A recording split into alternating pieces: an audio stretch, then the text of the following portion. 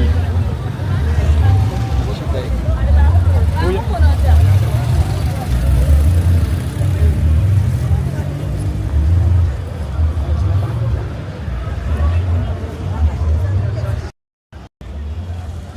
Connected. Ya connected.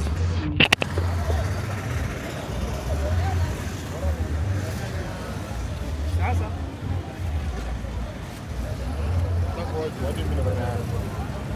Acha uanze. Ngoja kiasi. Oh, niongee tu. Ingia tu kuhusu Eugene.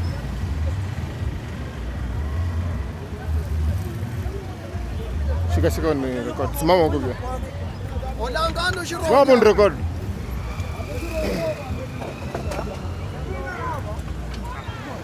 Songa hapa karibu.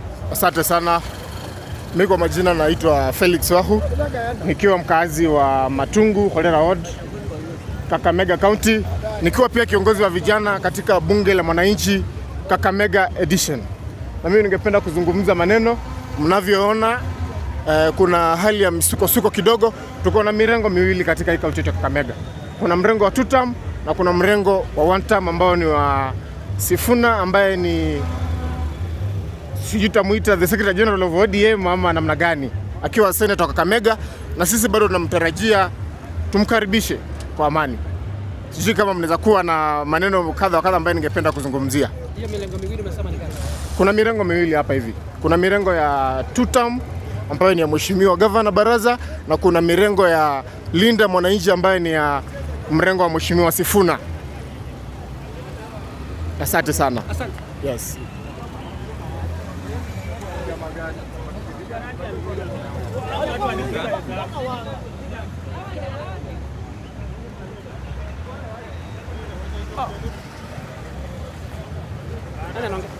Leta. Uko tayari? So leo sisi kama hapa hivi tumekuja hapa hivi, lakini tunatishiwa. Hatujafanya makosa kukuja kuona mtu wetu Sifuna. Unaona? Kenya tuko na uhuru wa kuongea, tuko na uhuru wa freedom, expression, association. So hapa hivi sisi tuna associate tu. Mbona tupigwe? Tumekuwa Malemba ground, tushatupiwa tear gas saizi vile tunaongea. Tear gas tumetupiwa tear gas na mtu mwenye hata tujui kwa gorofa ni sharpshooter ama nini.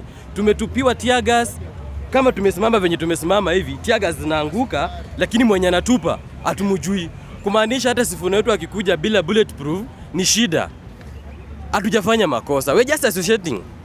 Lakini sisi tunasema sisi ndio Sifuna. Hata kama tutapigwa mipini, tumekubali kukufa. Hatushindi Raila. Ni hivyo tu. Sisi ndio Sifuna. Hiyo nayo wapendwa wakubali, wakatae, wafanye nini? Tunailia kitu moja, sisi ndio Sifuna. Wakujia huko, najua wamefunga njia huko, lakini lazima Sifuna afike. Hata kama ni kwa ndege, hata kama ni kwa njia gani, hata kama ni kwa matatu, tutampandisha to make sure amefika kwa ground na watu wake, lazima tutajua Sifuna tuko na yeye. Hali ya usalama iko namna gani? Hali ya usalama si nzuri. Naona hata ndio wale wamegoja pale, wameshika mipini. Ona, sisi tumepanga mkutano wetu hapa. Wao mkutano wao hauko hapa, uko Siaya. Lakini wao kule Siaya, badala ya kwenda kule Siaya wamekuja na msafara wao hapa. Wanafanya nini hapa? So waende Siaya. Kwa majina naitwa Charles Ogola, mimi ni mkazi wa Kakamega. Sisi ndio Sifuna. Sisi kitu tunashangaa watu wa Kakamega. Mbona leo watu wa 2 term walete watu wao town? Wamevalisha reflector. Mbona wasingoje watengeneze siku yao? Sisi hatuwezi ogopa, na sisi tuko na demokrasia ya kufanya kitu yenye natakana kama wananchi wa Kenya. Si kitu tunaambia serikali, sisi tungoje watu wenye tumekuja mkutano ya Sifuna. Watu wa 2 term wangoje mkutano yao, pia polisi wangoje. Ni hayo tu. Asante sana. Mwingine anataka kuongea. Mimi naweza ongezea jambo moja tena. Mimi ningependa kuongea bila kuogopa jambo lolote. Mimi naomba viongozi wetu kiongozwa na Mheshimiwa Governor Baraza, patia Mheshimiwa Sifuna nafasi mwafaka akaweze kuja kaongeleze watu wa Kakamega County. Hii maneno ambayo unafanya, sisi kama watu wa Kakamega tunakuangalia. Jana vijana gunism wameletwa kwa malori, naongea bila kuogopa mtu yoyote. Wamemwaga hapa hivi vijana wakuja walete rafsha, waharibu mkutano wa Sifuna. Ukitembea utaona kuna watu wa misuli miraba minne wako na reflectors zimeandikwa 2 term. Au si wakaaji wa Kakamega. Au ni watu wametolewa katika kaunti zingine wakuja walete rafsha hapa hivi Kakamega. Na mimi nataka niambie mheshimiwa governor, hii maneno ambayo unafanya, fanya ukijua 2027 ni 1 term. Na mimi naongea tukijua linda mwananchi na kuja hapa hivi Kakamega, na sisi watu kwa Kakamega tunahakikisha mheshimiwa Sifuna, sisi tuko tayari na usitishwe na mtu yoyote. Usitishwe na mtu yoyote. Sisi wote tuko nyuma yako na tutishwe na mtu yoyote. Asante sana. Thank you so much. Hey, hivi ndivyo hali ilivyo hapa Kakamega. Milengo ni miwili. Kuna ya 2 term na kuna 1 term. Iko hapa Kakamega. Hali sio nzuri vile. But tutaendelea kuupdate. Leo Timu ya kutoka Busia Quantum tumeingia. Niongee lugha gani? Kiingereza? Yoyote. Chief, for many years the Luhya community has been degraded. Every time tunasaidia viongozi, tunasaidia other presidential candidates, but wanasema Waluhya ni watchman. This time round we have brought our watchman, anaitwa Sifuna, na tulipwi. Tunamleta analinda wananchi. Wengine wanalinda ground, sisi tunalinda wananchi. Tunaondoka. Hii ni timu ya Busia ndio inaingia sasa hivi. One time. Story mingi hatuna. Asante. We are here, tuko hapa kuwakilisha. Mimi natoka Bungoma. Nimefika hapa kwa sababu mimi ni team Sifuna na tunajua kwamba uongozi wa nchi saizi vile upo hatujafurahia, na Wakenya wamesema ni 1 term. Ukiingia hapa Kakamega na mahali pote, tumekuja kuungana na kupitisha ujumbe ni mmoja Kenya nzima, kwamba tupo tayari kwa mabadiliko. Sisi ndio Gen Z, sisi yani Gen zote, na sisi ndio Sifuna. Asante.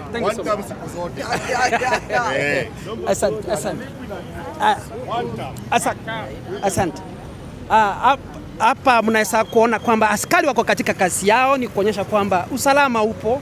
Wao wanafanya kazi ya kuhakikisha kwamba kuna utulivu hapa Kakamega.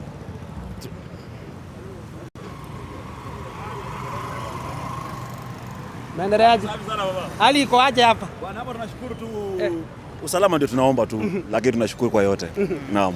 Hali ya Kakamega? Kakamega hapa sisi tumedumisha tu amani. Hatuna neno lingine. Naam. Okay. Asante. Tunataka amani. Amani. Hatutaki tension. Asante. Thank you so much. Welcome.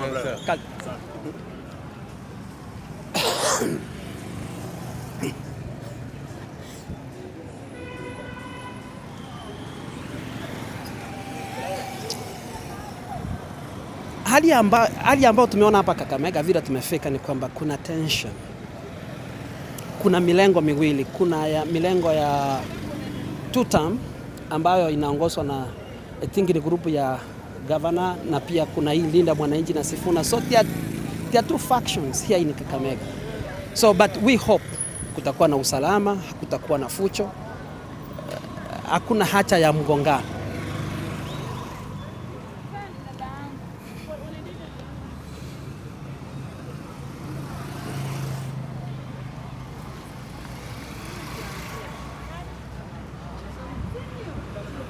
Kuna watu ambao wanaenda na shughuli zao vizuri.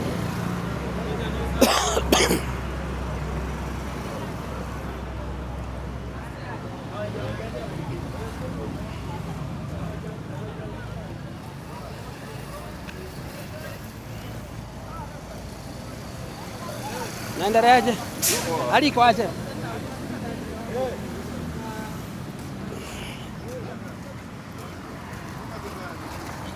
Tunawaonyesha situation ya Kakamega vile mambo iko.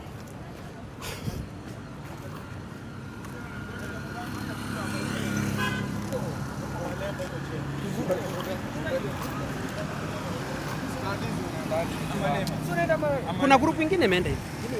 Hao ni wale tu.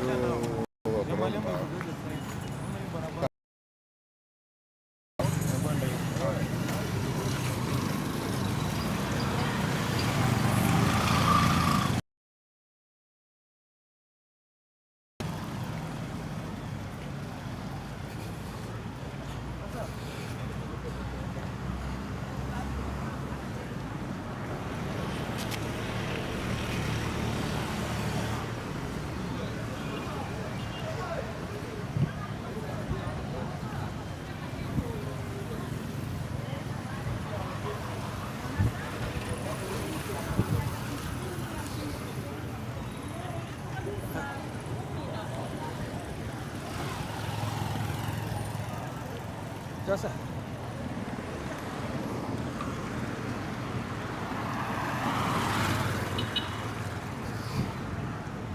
Unakaa wapi?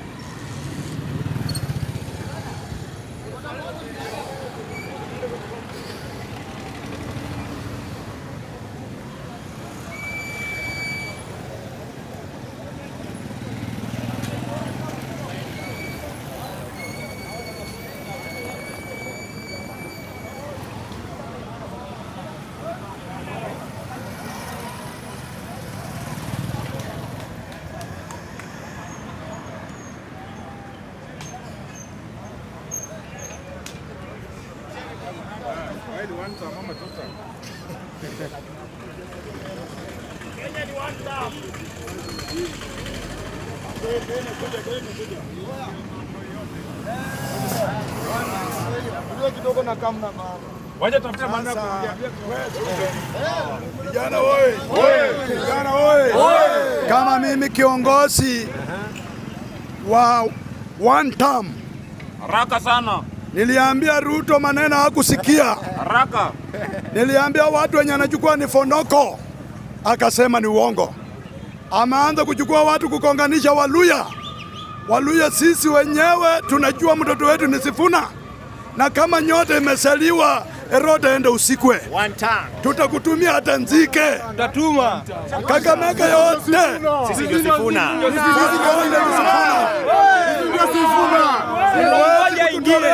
Huwezi kutuletea maaskari kama sisi ni wezi. Ninyi maaskari hawa ni watoto wenyu. Kwa nini ukuje usingira watoto wenyu na usalama hakuna Kenya? Kule North Eastern hakuna usalama. Hapa ni one term. Vijana oye! Vijana oye! Vijana Ruto, huyo Sabula wako, Barasa wako, one term. Hiyo tu. Na tuko hapa kwako, hapa tuko hapa. Ndio hii base yako hapa, hapa tunakushoni one time yani. Umesikia? Yaani tumechoka na wewe. Wanatuletea hapa. Tumechoka na wewe siku zote. Mwenye kana sauti. Ndio wewe. Pamoja na kujiona.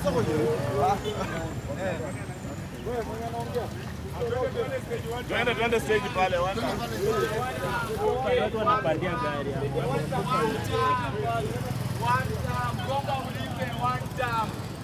One time.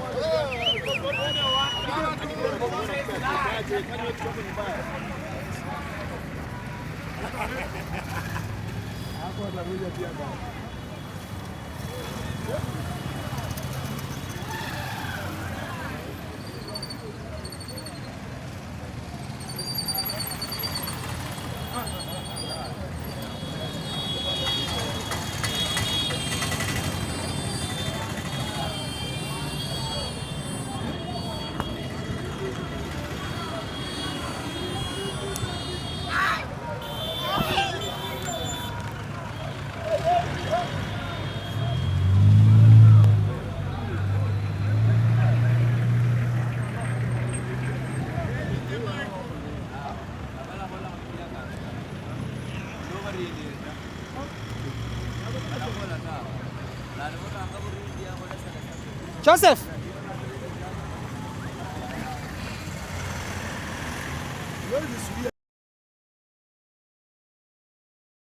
Hivi?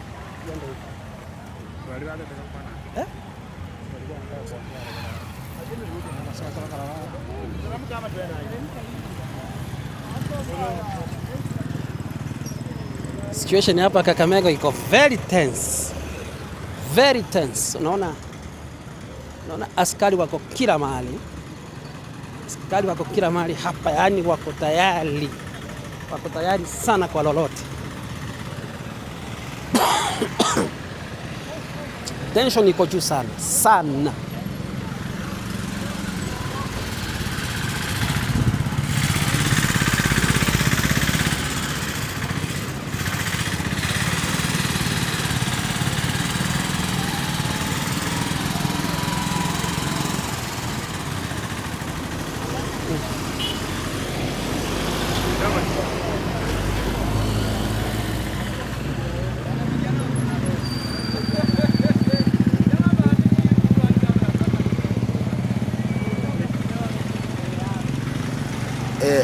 Habari yenu.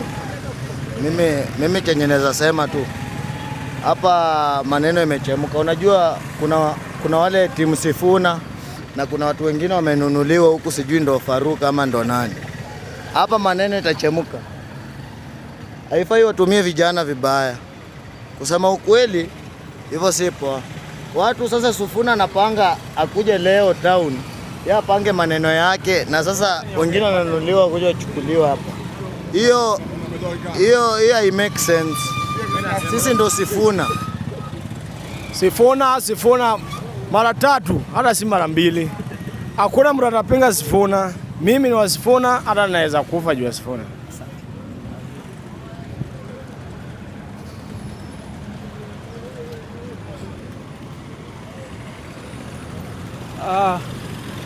Kamera manionyesha pale kwa wale askari. Unaona askari sasa wamekuwa kwa hii roundabout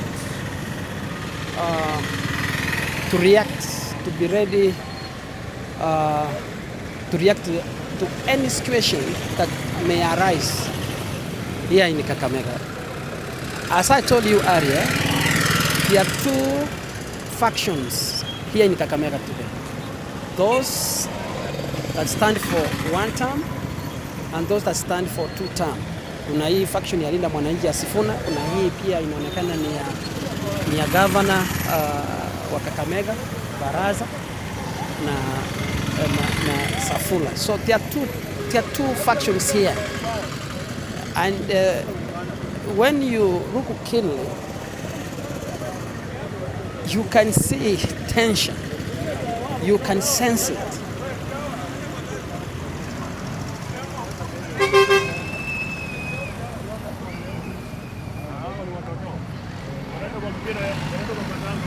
Bana bei ngumu. Naenda hapo Shinyalu kwa matanga.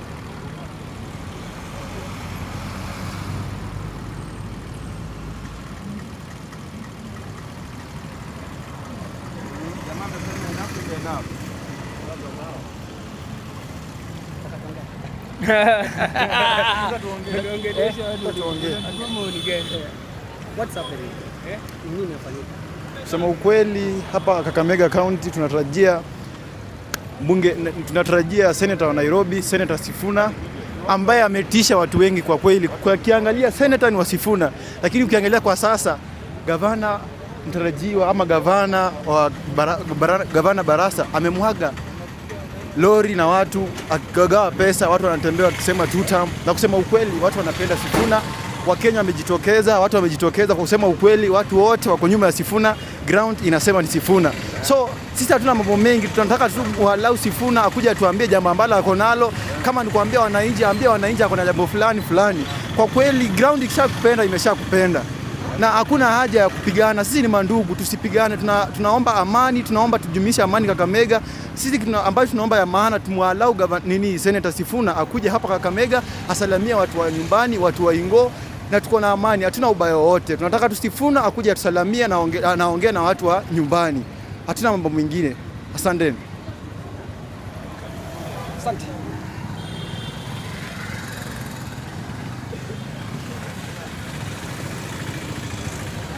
Afisa, habari na kazi?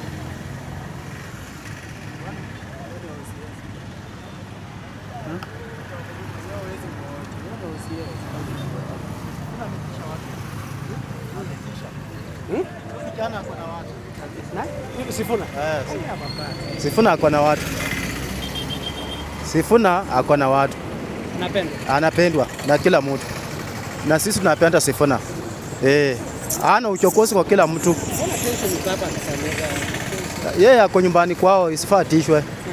Hapa ni nyumbani kwao. Kwa hivyo Sifuna ni mtu wa watu. Kwa hivyo yeye hako na haki ya kuleta mkutano nyumbani kwao.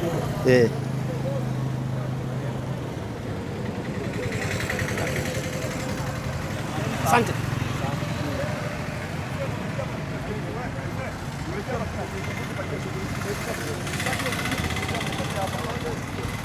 Joseph.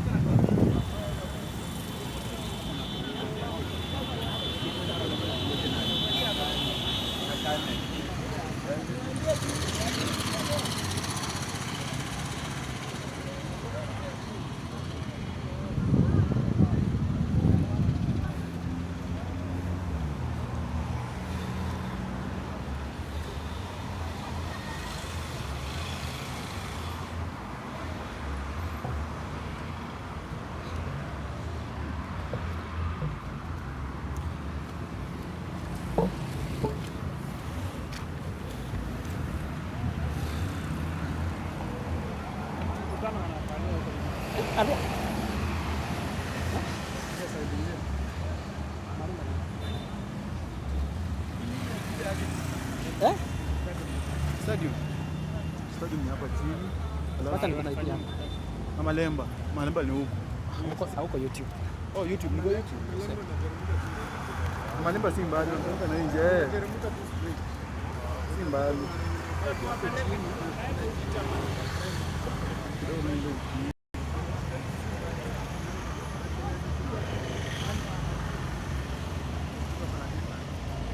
Distance si kubwa.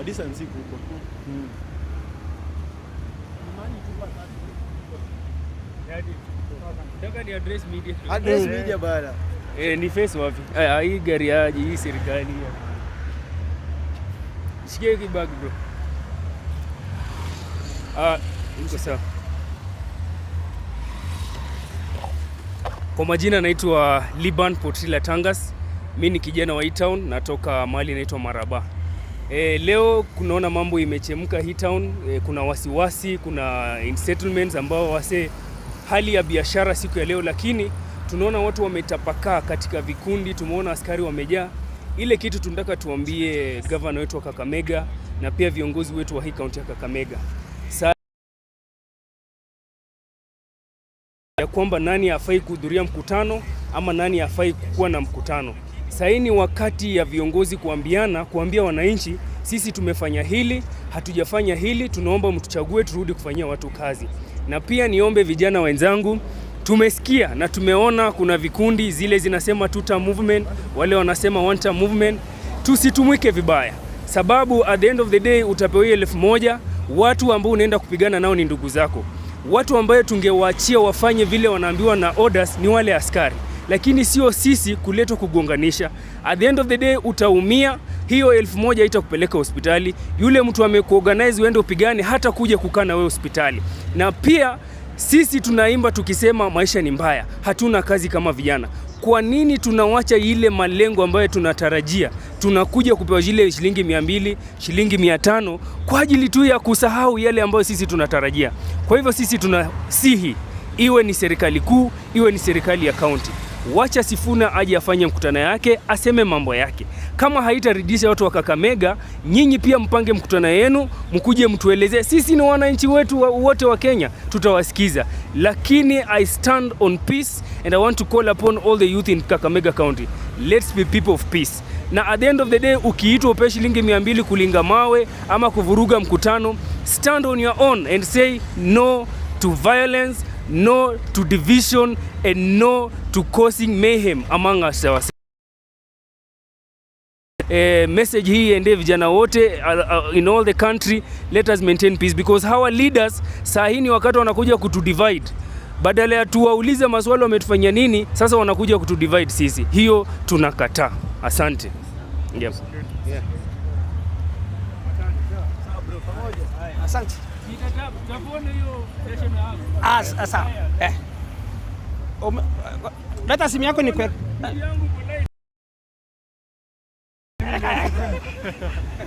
Weka uonekane. Wala mimi ndio hii. Kwa nini nadanganya? Unasema nini?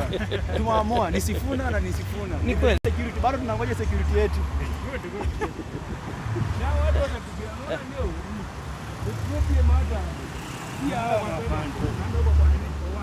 Enda kwa YouTube ukiona mahali mvira umeongea. Enda kwa YouTube acha nikae. Oh, you go live? I call for the almost 3,000 people watching this video. Sure. Yeah, and the YouTube. Wow. Joseph, mnafanya kazi poa. Ama nimeongea mbaya? Naongea vizuri.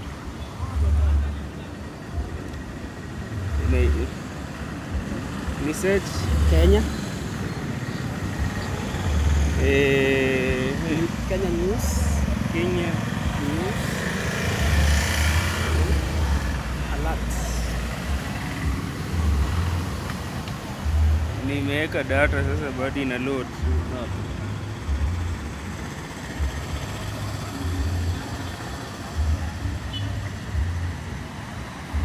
Kenya News Alert.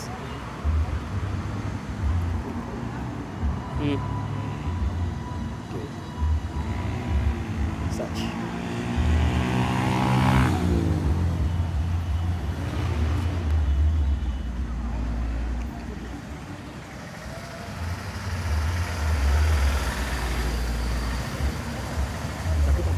Sawa. Asante.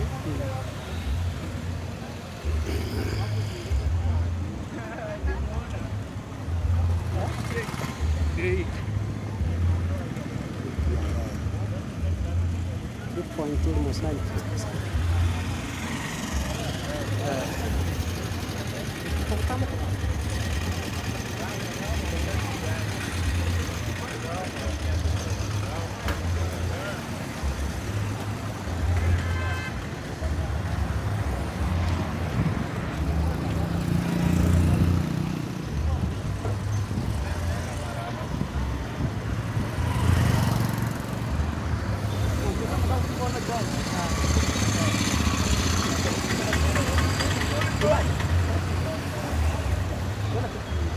Ukiangalia hadi barabarani.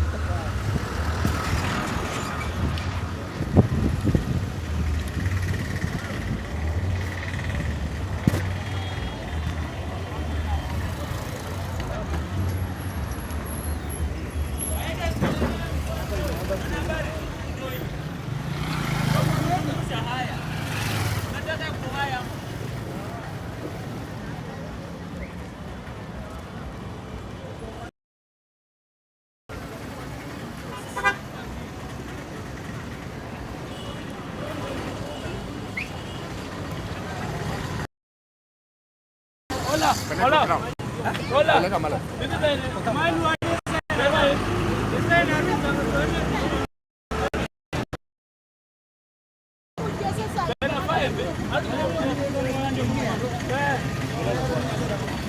Oh, ila ni mwananchi.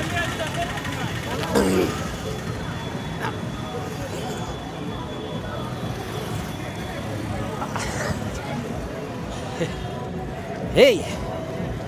Hii ni caravan ya Linda Mwananchi. Ehe.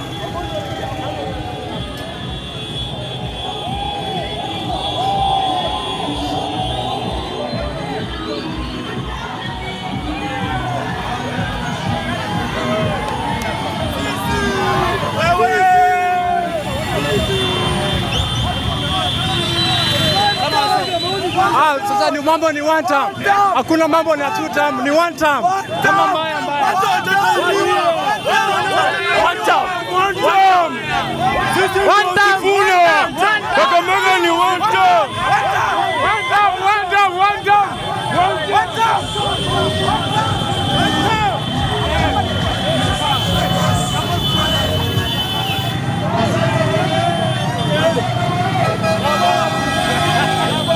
Ya, sisi ni Sifuna. Halo. Sisi ndo Sifuna na tuko ndani.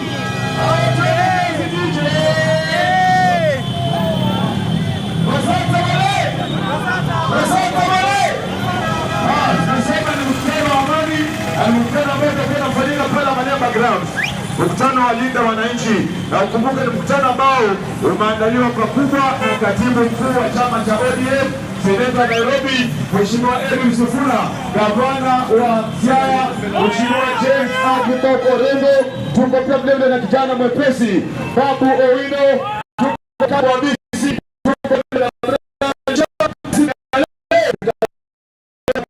tukilinda nchi yetu polepole, tukiongea mambo mawili matatu, hivi.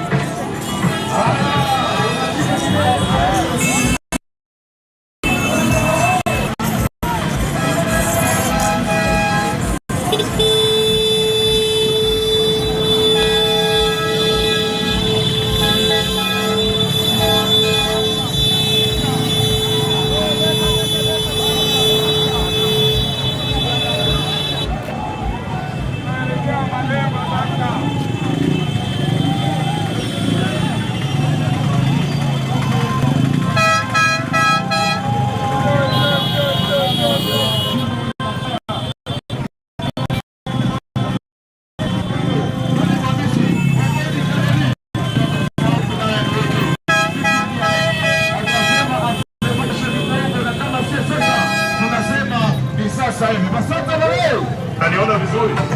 Asante mimi.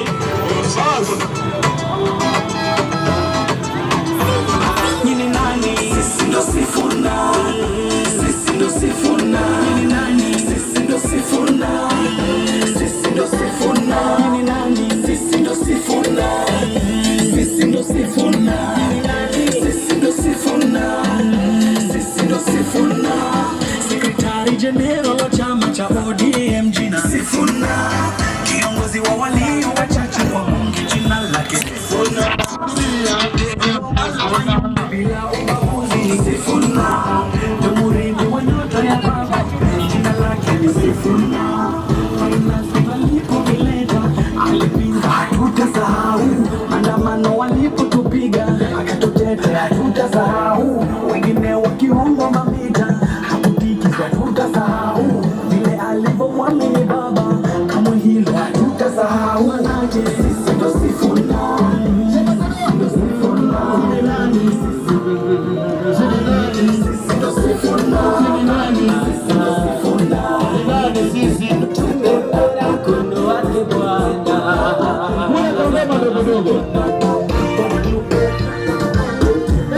Huzuni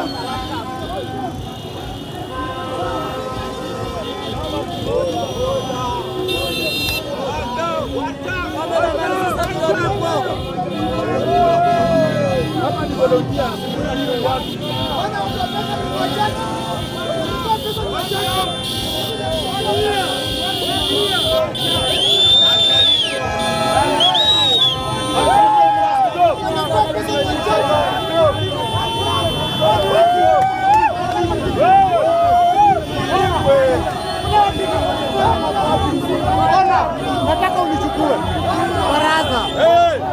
Sifuna ni ndugu yako. Baraza. Jina Sifuna si Ngugi. Jina Sifuna si Mwangi. Sifuna ni ndugu yako. Huyo ndiye mzazi wetu.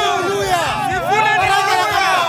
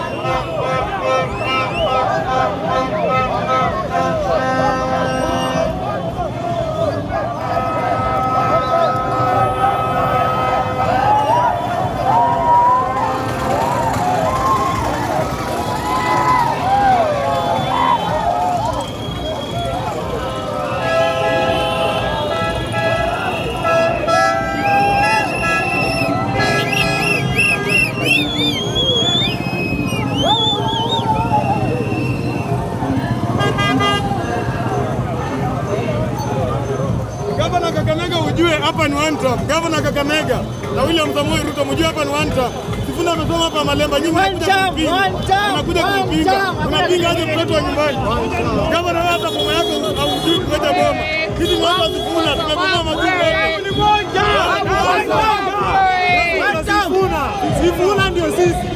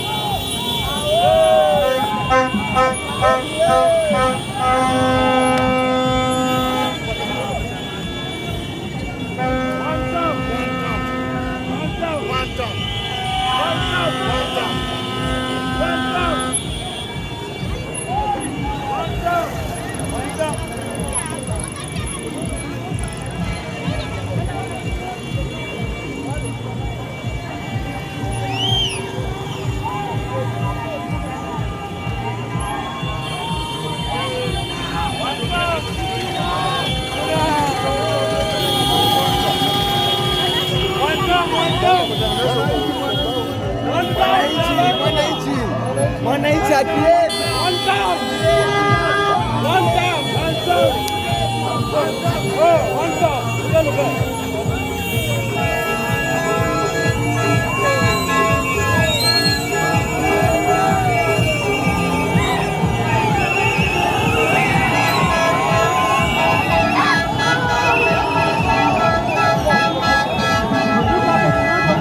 Ruta con el macho, pues.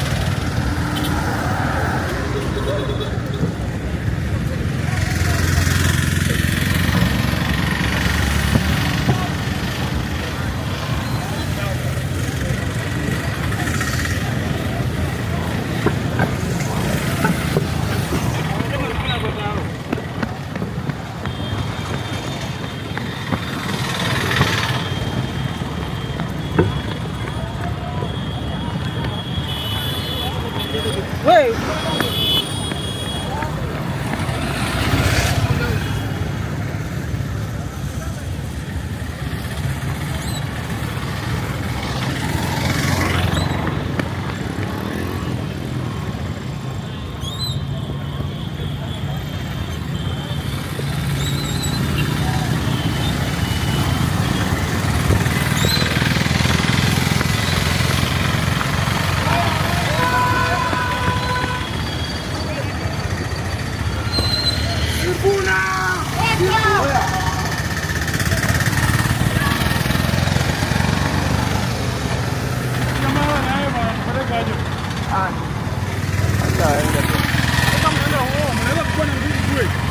Yana tupeleka na resi hai. Ama natulipa kukimbia.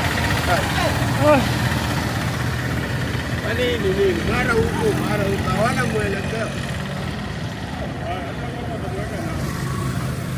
Wacha takuweka nao. Alafu hiyo lori iko. Ndio wale huko. Wewe kana mbona wanakimbia hivi? Hello. Unaanza ndio. Kufuata hawa.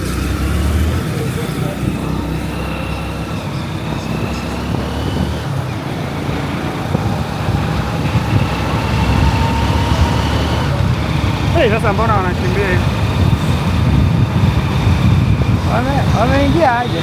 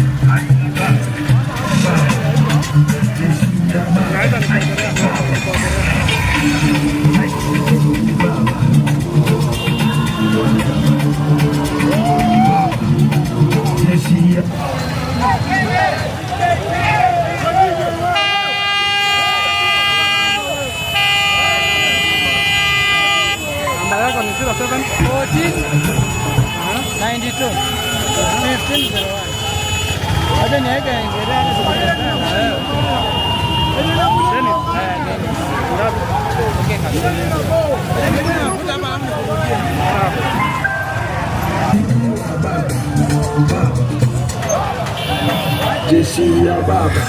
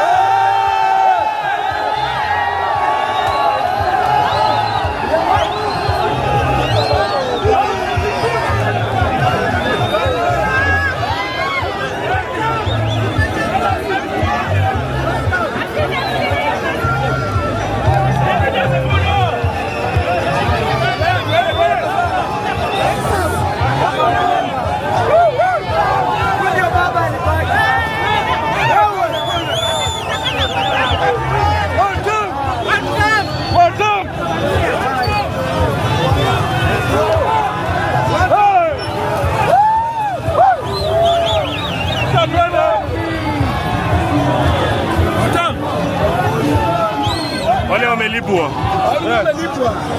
Hao walikuwa wamelipwa. Ndio yanakuja na hayo ngiriki.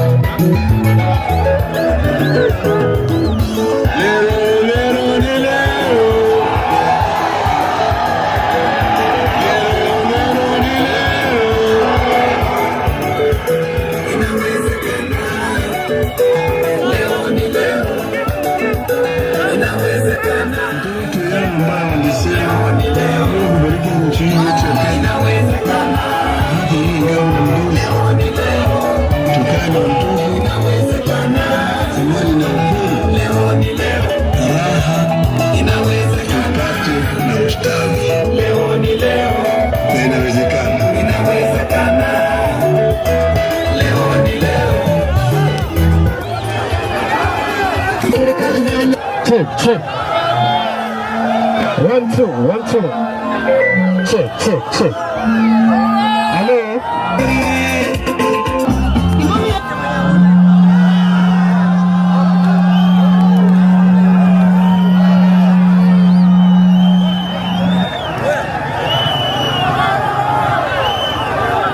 DJ, pana leta mchanganyiko. Nataka lero ni lero. Lero ni lero.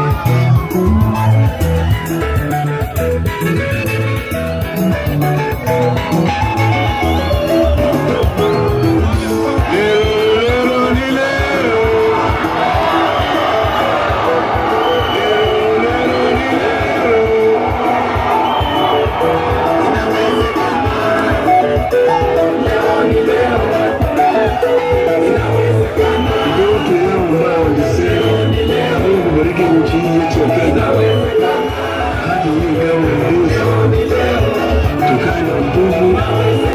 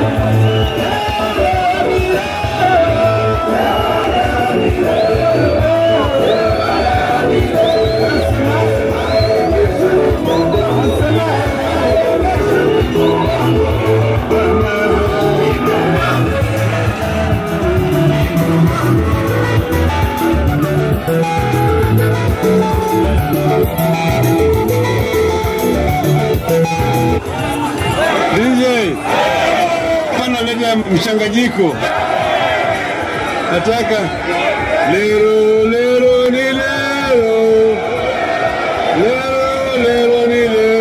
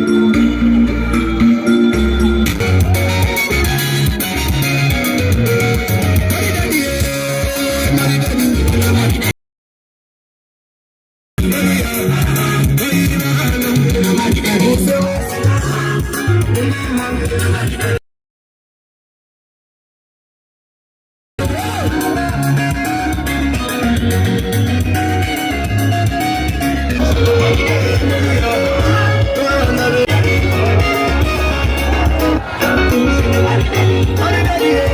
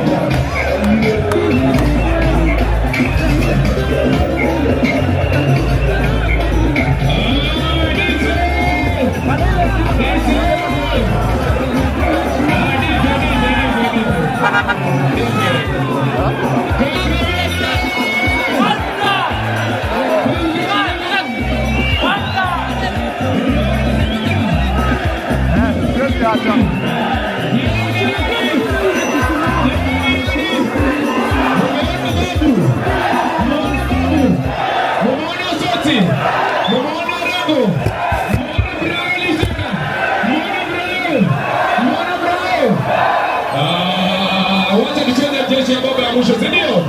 DJ ready. Weka mikono juu.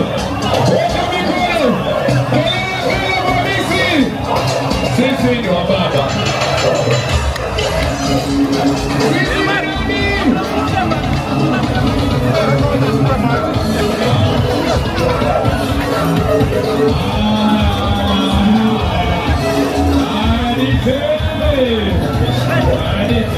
Ready?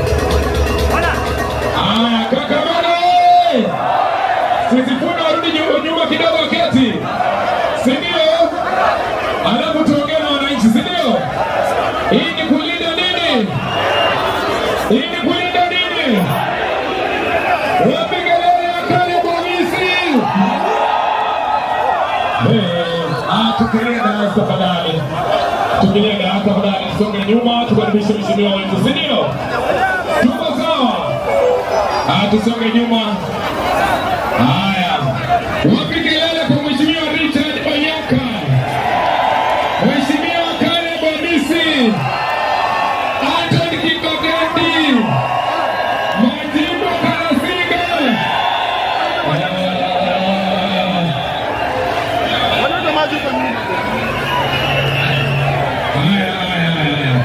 Tusimame sisi sote tafadhali, kama umeketi chini tusimame, si ndio? Mtu asiketi chini, si ndio? Kila mtu asimame tafadhali.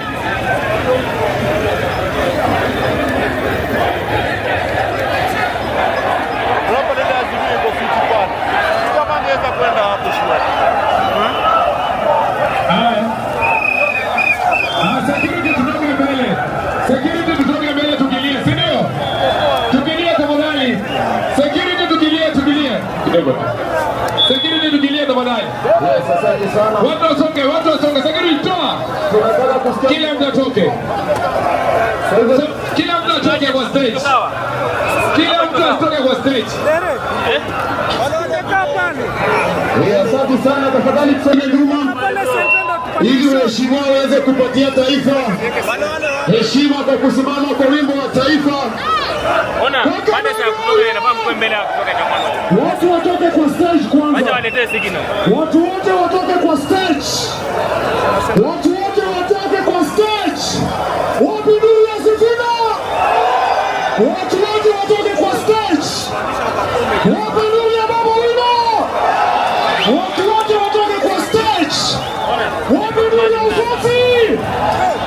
Watu wote watoke kwa stage. Naomba tunyamaze kimya kusubiri wimbo wa taifa. Kwa hivyo tafadhali, kama umekaa pale ule mwingine sauti imeenda. Pale gari ona, tungeacha ikae hapa tafadhali. Tumeomba. Iko inaweza tusaidia kindly. Asiende panda pale, wameshazuia pale.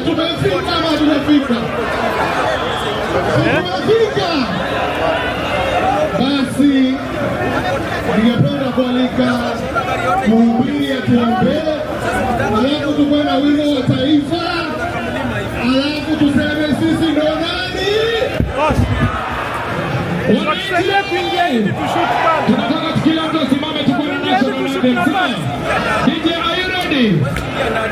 Tutulie kidogo, si ndio? DJ.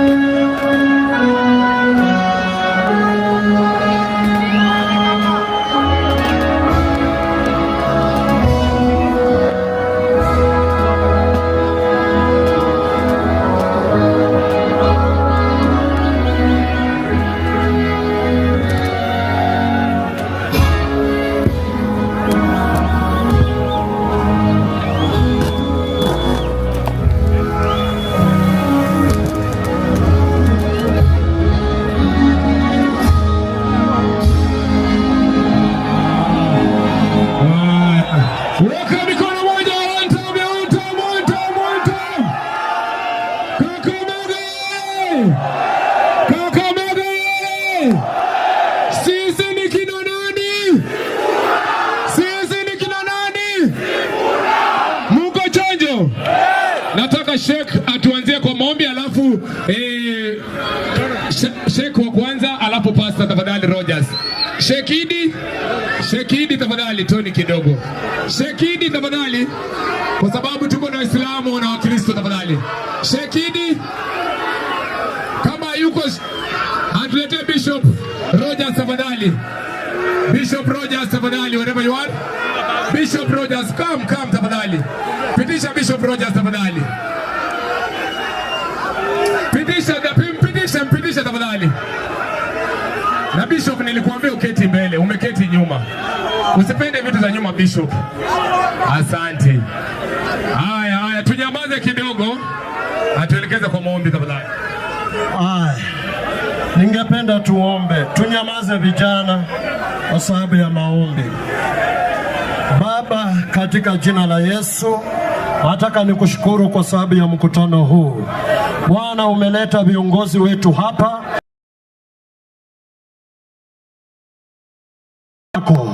wamekuja kuanzia mahali hapa safari Bwana ya kuelekea Ikulu. Nakataa nguvu za mapepo, nguvu zote za kuzimu. Watu hawakupenda mkutano, wapata kushindwa. Bwana, tunawainua mikononi mwako. Kuna kijana wako hapa, wakina Sifuna, tuko papu mahali hapa, tunawaombea Baba, uwainue na uwabariki. Usozi wako hapa, Seneta Orengo wako hapa, wanapopanga mkutano wa kuunganisha nchi, tunaomba Bwana uwabariki. Asante kwa sababu Bwana ni vijana ambayo umewaita. Tunakushukuru na tunakuomba Bwana, mkutano huu ukamilike kwa amani, mkutano huu usambae. Hawa ndio vijana watapepa maono. Asante kwa sababu Bwana umewatenga. Tunakushukuru na tunakuinua. Ni kwa jina la Yesu tumeomba tukiamini. Amen. Pigia Yesu makofi, pigia Yesu makofi. James Orengo. James Orengo. Godfrey Osoti. Godfrey Osoti. Edwin Sifuna. Edwin Sifuna. Richard. Richard. Babu. Babu. Caleb Amisi. Asante sana, nataka nimkaribishe super incoming Senator Brayo. Ni Peter Roshio tena na wana Kakamega Kings ndani ya nyumba.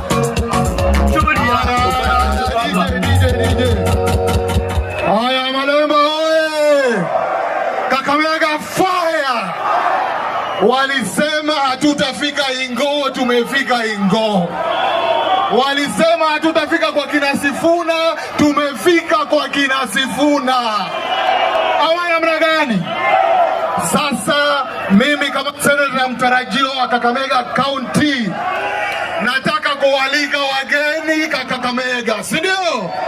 Nataka kukaribisha kiongozi jeshi la baba Mheshimiwa Godfrey Osoti.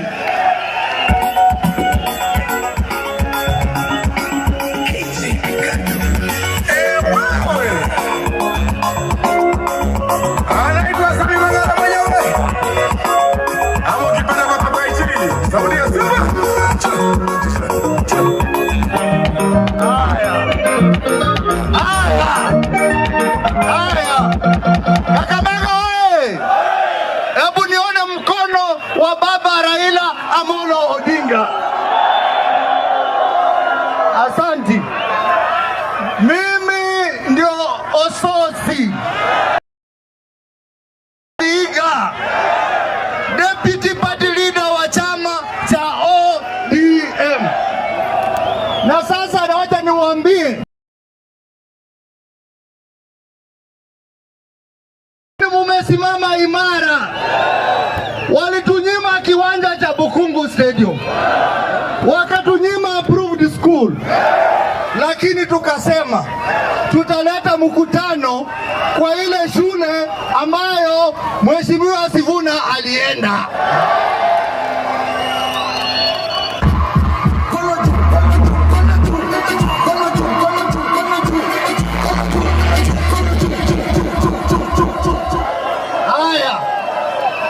Wamekuja wakatufungia airport ya Kisumu, wameweka majambazi pale, wameweka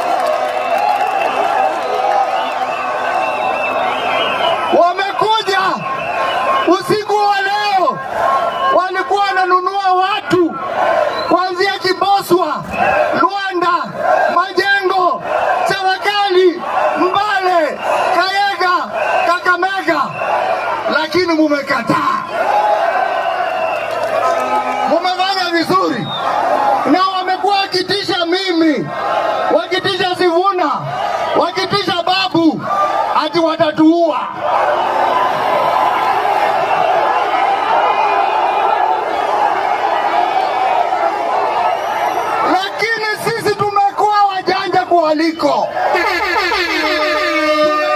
Kakamega vitaingia. Sasa nikisema jina ya mtu munasema shame on you. Wacha nianze. William Ruto. William Ruto. Fernandes Baraza. Fernandes Baraza. Murkomen. Raymond Omolo.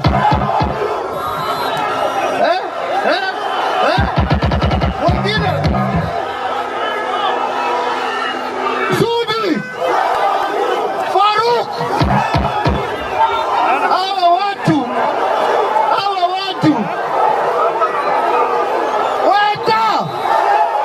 Weta. Wacha niwaambie.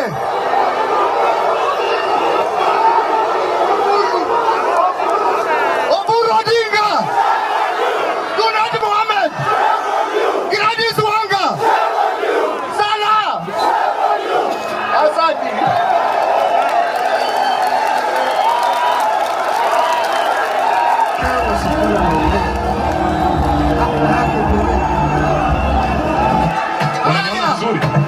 Sasa vijana msikize sasa. Tunataka tuanzie juu tukishuka chini, si ndio? Na kwa sababu tuko na kiongozi mmoja hapa kwa heshima hapa Kenya. Huyu kiongozi amepigania hii Kenya. Vyama vingi vya kisiasa, yeye alikuwa na baba, alikuwa na Jaramogi, alikuwa na Masinde Muliro, alikuwa na Wamalwa kijana, lakini amesimama imara. Nataka kumuita gavana wa Siaya James Aguri Orengo.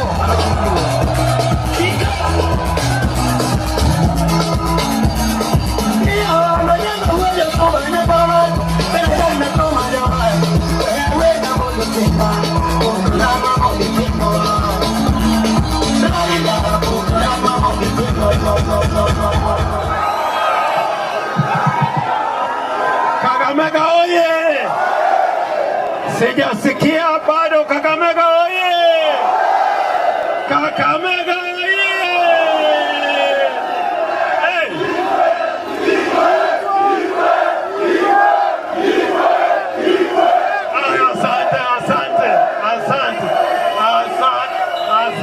Asante. Kakamega oye! Hapa ni wapi? Hapa ni wapi? Tumefika ama hatujafika? Na huyu ni nani? Huyu ni nani? Na huyu ni nani? Na huyu ni nani? Na huyu ni nani?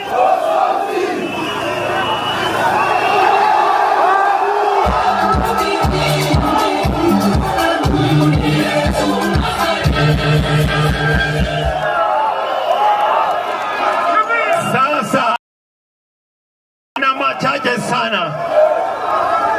nina machache sana mutusikie leo, kwa sababu kwa ile mikutano tumefanya ya muhimu sana ni hii ya Kakamega. Ile mwongozo itatoka Kakamega itaenea Kenya nzima, na hii safari yetu tunaanza Kakamega. Tuseme ama tusiseme? Tuseme ama tutuseme? Na Ruto mnasemaje? Ruto mnasemaje? Ruto mnasemaje? Asante. Jambo la kwanza, hii Kenya hii tuna matatizo nyingi, lakini kitu ambayo ilitupiga sana ni ile kifo ya Raila Amolo Odinga. Kifo ya Raila Amolo Odinga. Wameua Raila Amolo Odinga.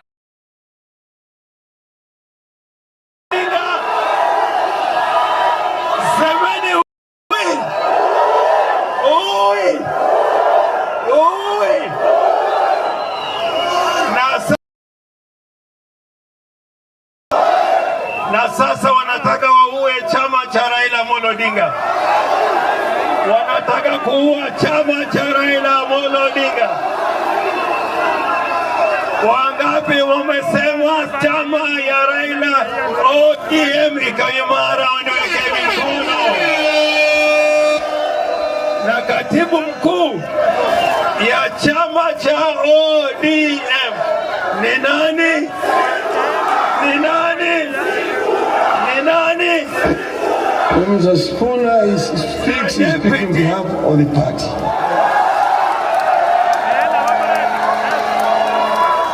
Sumemsikia baba? Mr. Sifuna speaking on behalf of the party.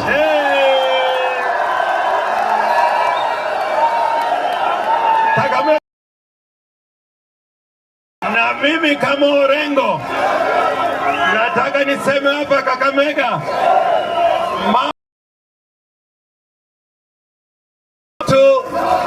Edwin Sifuna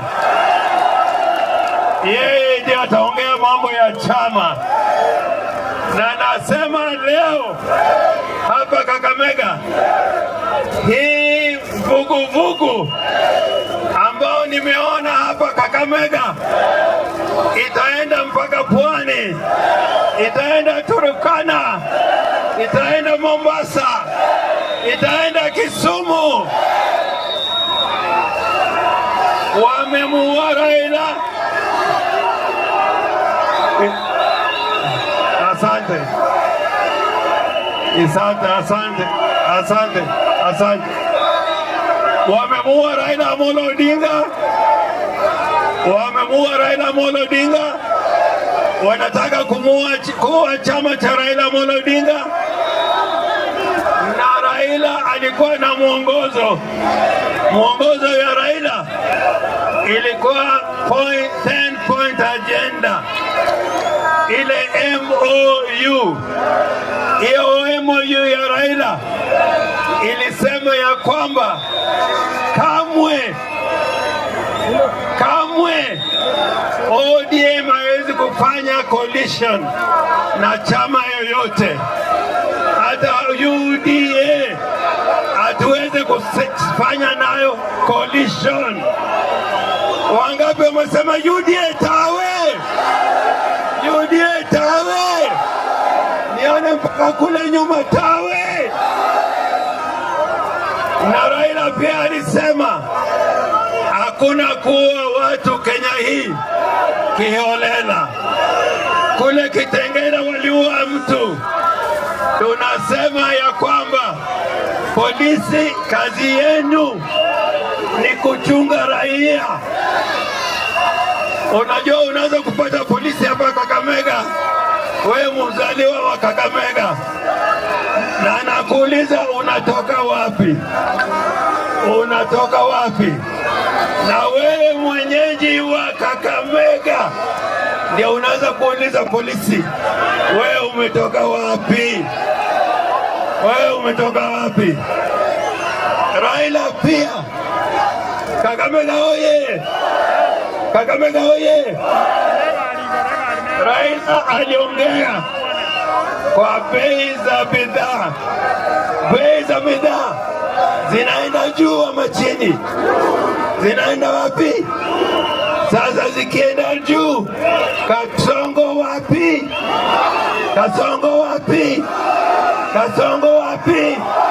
Kasongo wapi?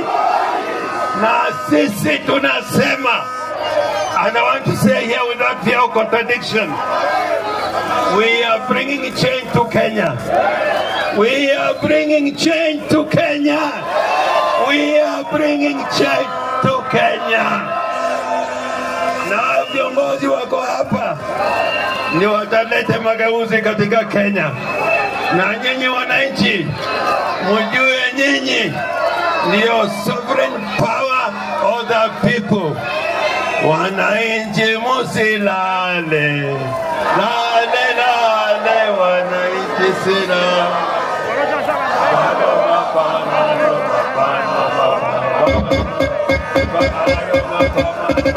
Asante sana. Asante.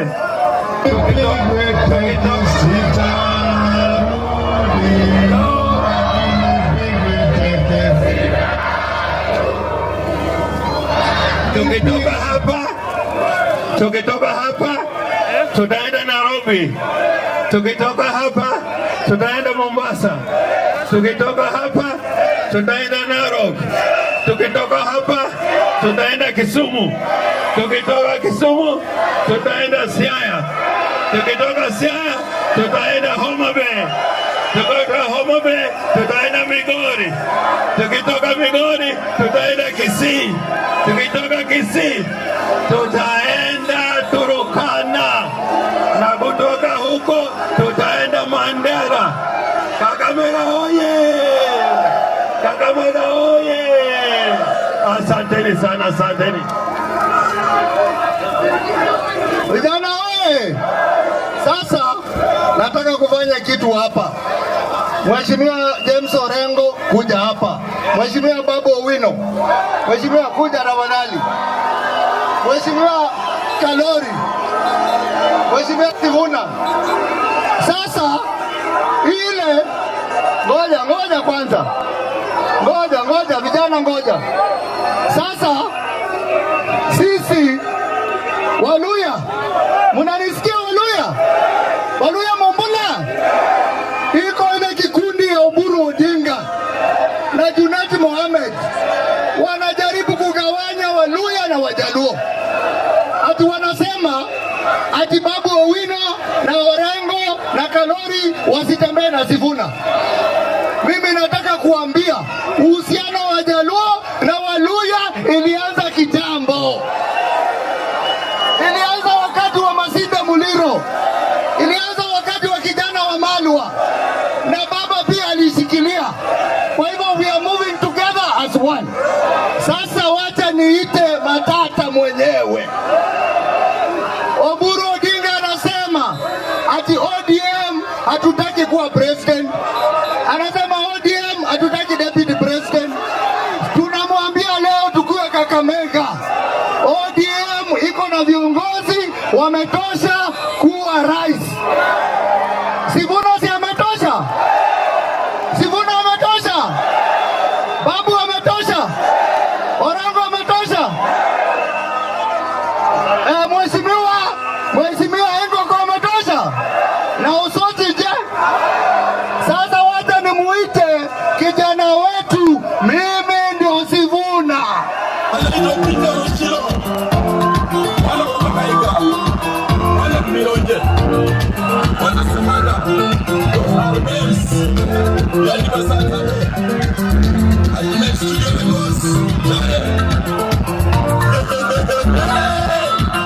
Asante sana. Asante DJ Spider. Asante. Kakamega oye. Hatutoroki leo. Zima hiyo kitu mkutano iendelee. Zima hiyo kitu mkutano iendelee. Hatutoroki leo. Hatutoroki leo. Hatutoroki leo. Zima hiyo kitu. Zima hiyo kitu mkutano iendelee. Funika na jacket. Funika na jacket, mkutano lazima itaendelea. Tuendelee tusiendelee. Hakuna siku. Leo hatutoroki. Wanasemaga those are men. Yaani basata mo. Zima hiyo kitu kama bangi. Zima hiyo kitu kama nyongi ya jana. Vijana murudi. Leo hakuna mkutano inaisha. Haiwezekani. Haiwezekani.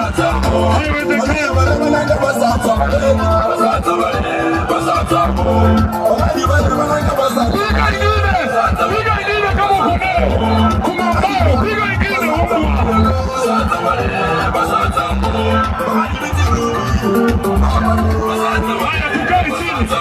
Tukae chini viongozi, tukae chini.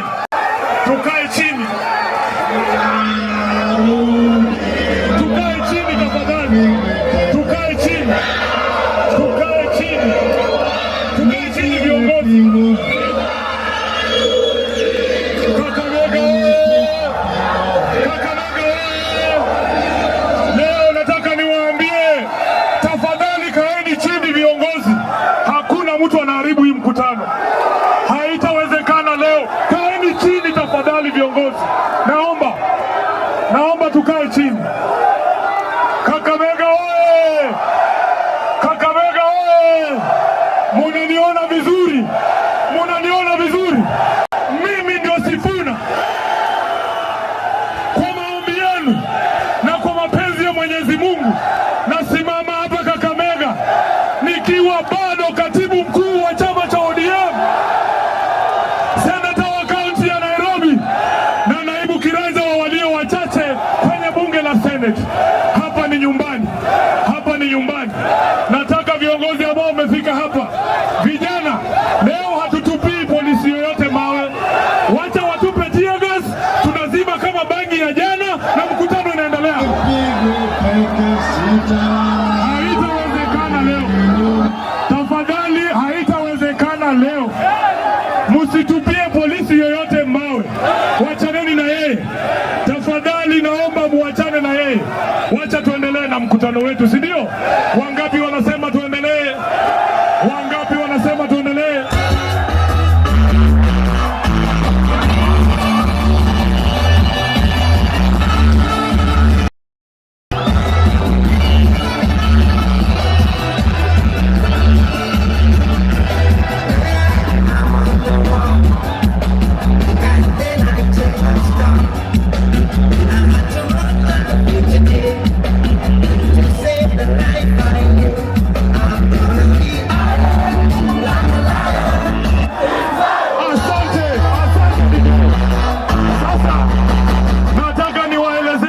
Waheshimiwa ambao wamefika hapa, kwa nini nasema niko nyumbani?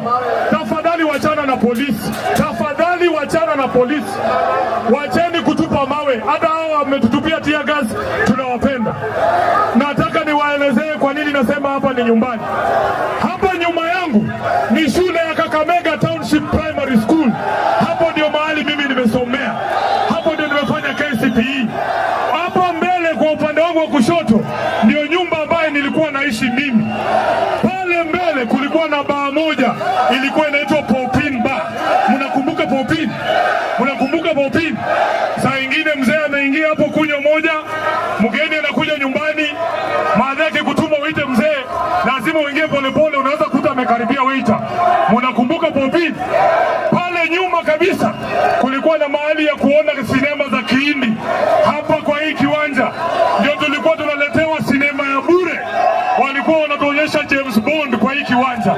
The Spy Who Loved Me niliona kwa hii kiwanja. Niliona Rocky kwa hii kiwanja. Kwa hivyo niko nyumbani, siko nyumbani. Hapa ni wapi? Hapa ni wapi? Na nyinyi ni kina nani? Nyinyi ni nani? Nataka mseme wasikie nyinyi ni kina nani. Walisema hatuingii hapa. Wametutisha mpaka wanatufuata, wanatuandama kama wanyama. Nataka niseme mambo mawili.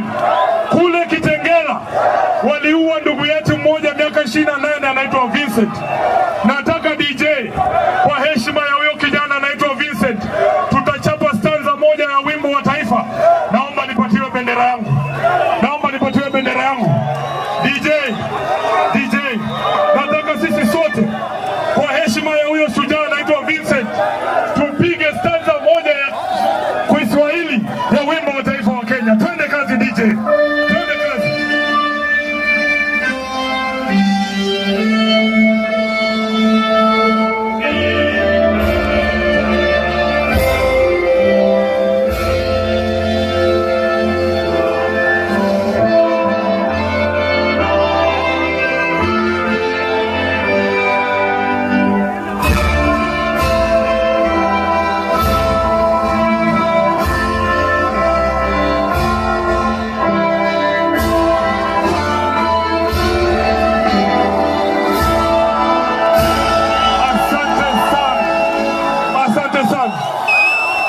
Mimi nitasema kitu moja peke yake.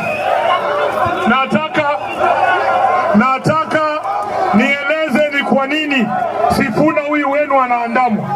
Mimi naandamwa kwa kukumbusha William Ruto kwamba uliweka mkataba na baba Raila Amolo Odinga ya kwamba utaheshimu haki za watu kukutana kwa amani jinsi ambavyo tumekutana hapa. Kwa nini unatutupia tear gas? Hiyo si ni kukiuka mkataba na baba? Tuliambia na William Ruto na baba walikubaliana ya kwamba maji chini bwana. Sisi ni wanaume, sisi ni wanaume. Wapige wengine kama watapiga, wapige wengine kama watapiga. Tuliambia William Ruto mambo ya kuua vijana wetu itakoma. Wameua hawajaua, wameua hawajaua.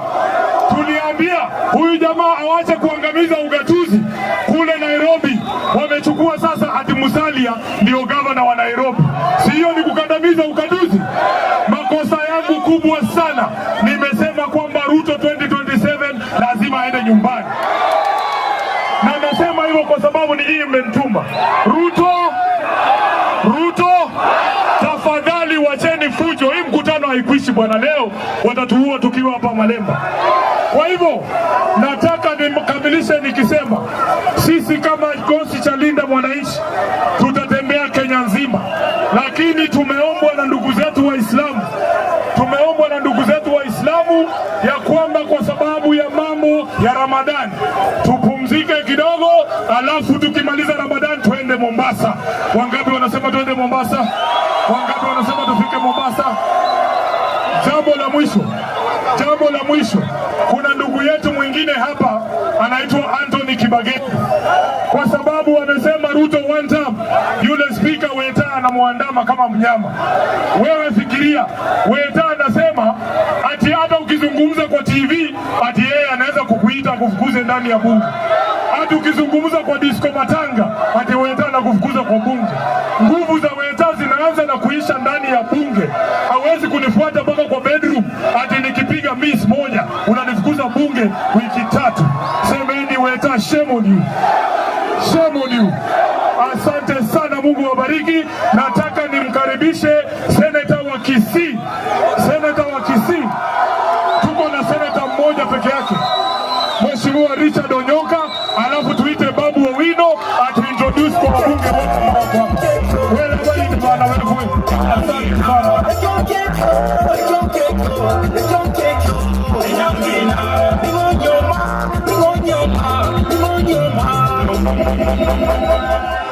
Hamjambo, nionyeshe one time.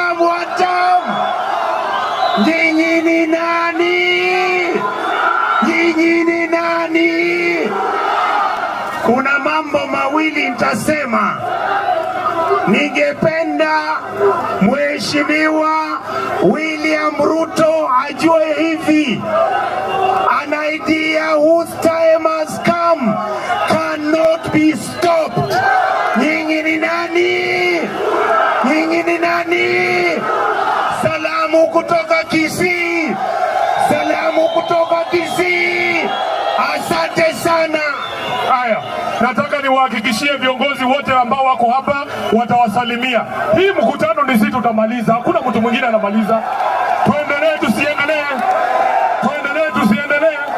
Nataka nimuite kijana matata sana, Mheshimiwa Babu Owino, ambaye atatambulisha wabunge wengine.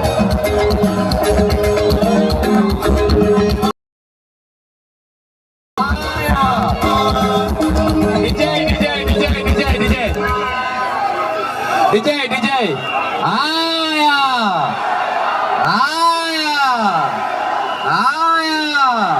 Vijana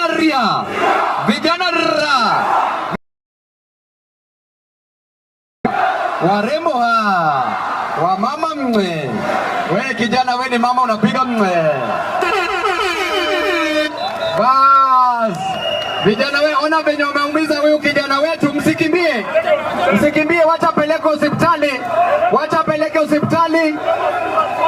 Wacha peleke kwa gari hospitali haraka.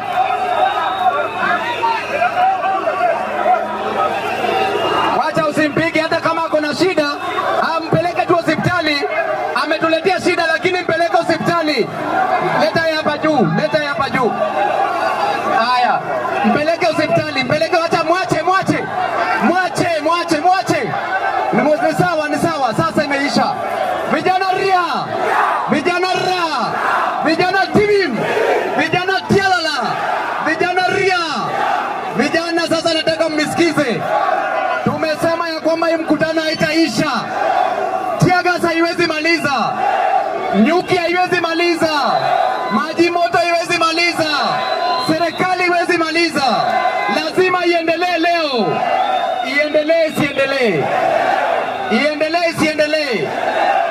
hivyo vijana, nataka mnisikize kwa makini.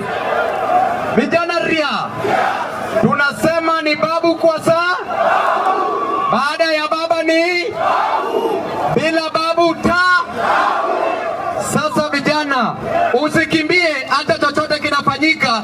Tutafanya mkutano leo, watatuua hapa leo, watatuua hapa leo, watatuua hapa leo, watatuua hapa. Tuendelee vijana. Haya, bas. Sasa vijana, nataka mnipatie dakika chache niongee, kisha nikaribishe wajumbe wa wasalamie. Jambo la kwanza hapa Kakamega, kijana ni maskini sana, kijana yuko na njaa, kijana anaweza tamani kufa, lakini kijana hana hata pesa ya kununua kamba ya kujinyonga nayo. Vijana wanatuambia ya kwamba tukipigania haki yenu ni tear gas. Ungwana si ungwana, ushenzi si ushenzi, ufala si ufala. Wanatuambia ya kwamba walituahidi ya kwamba mwana bodaboda atagraduate kutoka kuendesha bodaboda, alafu atakuwa na matatu. Nani yako na matatu hapa? Nani yako na matatu hapa? Walituambia ya kwamba mama mboga atatoka kwenye kiosk na akuwe na supermarket. Nani yako na supermarket hapa? Nani yako na supermarket hapa? Vijana, jambo la pili, sisi tunajua gharama ya maisha iko juu. Tukipigania gharama ya maisha, tear gas. Ufala si ufala, ufala si ufala. Tukisema vijana wapewe kazi, tear gas. Ufala si ufala, upuzi si upuzi. Tukisema ya kwamba gharama ya maisha irudi chini, tear gas. Ufala si ufala. Wanafunzi hapa kwa vyuo vikuu, helba haitoki, karo ya shule iko juu, kisha tukiwapigania wanatupiga na tear gas. Je, hiyo ni ungwana? Kwa hivyo wakikataa kutimiza jambo ambazo tunasema, tutasema ya kwamba tutaenda maandamano. Tutaenda maandamano. Nini litoa wazungu hapa Kenya? Nini litoa wazungu hapa Kenya? Nini litupatia multi-party system? Nini ilipatia Mbadi kazi? Nini ilipatia Wandai kazi? Nini ilipatia Oparanya kazi? Nini itakupatia kazi? Nini itakupatia kazi? Nini itakupatia karo ya shule? Nini itatoa SHA? Nini itatoa SHA? Vijana ria, vijana ra. Kwa hivyo maandamano mzuri au mbaya? Maandamano mzuri au mbaya? Wangapi wanasema maandamano? La mwisho, kisha niite wajumbe. Hapa Kenya kuna klasi kubwa, watu ni maskini sana. Msikimbie, wachana nao watu, tufanye mkutano yetu na msiwapige.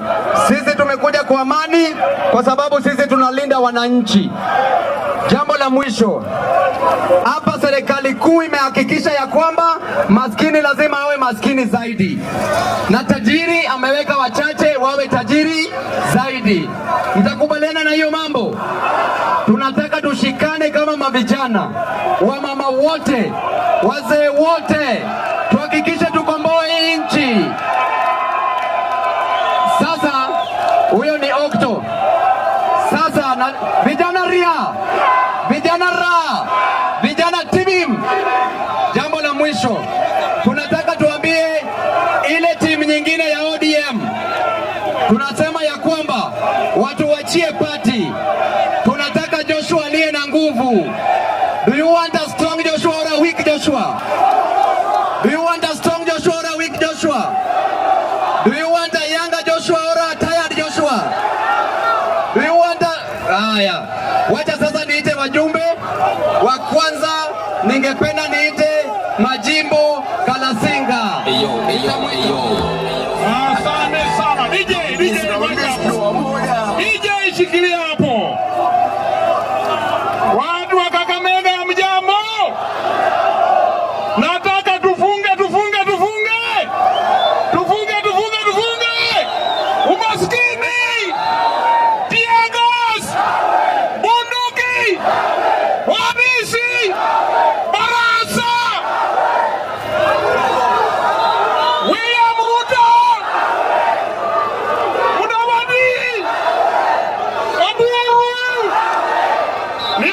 jambo moja, na hili jambo nimekuja hapa kuwaeleza. Sisi kama Sifuna tulikuja hapa siku ya leo kupigana, hatujakuja mchezo. Mtu akileta hapa ujinga, tutaonana saa hii mundu kumundu. Jambo la mwisho, mimi kama mbunge wa Kabuchai nataka kuambia Sifuna, wewe Sifuna, wewe hii mwili yako imetosha kulala kwa kitanda ya State House.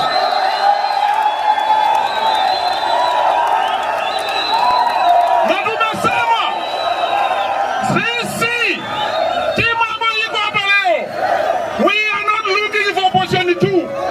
Sisi hatafuti kiti ya Kindiki, tunatafuta kiti ya William Ruto, na ndio huyu wako hapa. Mungu awabariki.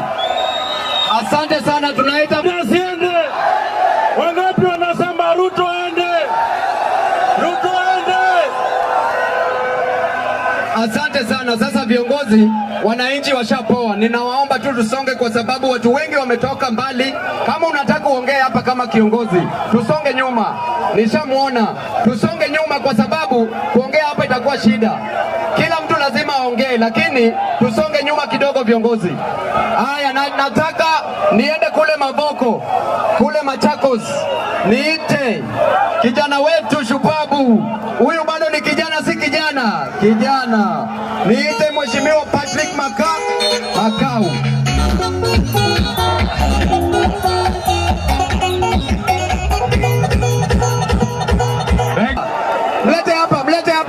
Mlete hapa. Hapa ni wapi? Nimepima. Tusikizanyesha heshima kuu. Mumesema mtapigana na polisi.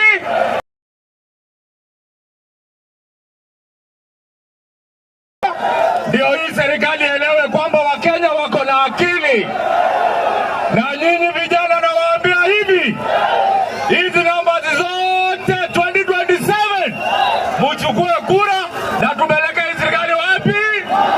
Tuipeleke wapi? Hawa wanatosha watoshi. Mungu abariki. Asante sana mheshimiwa. Tunaita Mheshimiwa Kimilu, Joshua Kimilu, mheshimiwa shupavu. Aya Rambe! Aya one time.